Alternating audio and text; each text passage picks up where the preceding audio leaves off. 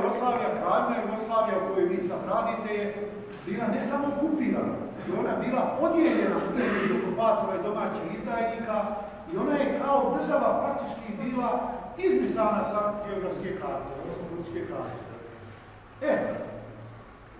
Mi volimo da kažemo da je izvršena debelacija Jugoslavije, debelacija nestanak države, znate.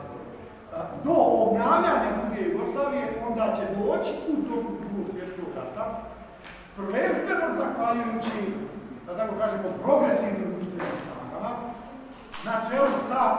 koje su na čelu sa Komunističkom partijom Jugoslavije, koji su bili nosioci antifašizma i otpora agresiju. Sada, kako je do toga došlo? Naime, vama je dobro poznato da je nakon okupacije Komunistička partija Jugoslavije digla ustanak u Srbiji, jer se Tito sa svojim rukovodstvom zapravo nalazio u Beogradu i on je izašao iz Beograda nakon okupacije i sa svojim rukovodstvom je podigao ustanak 4.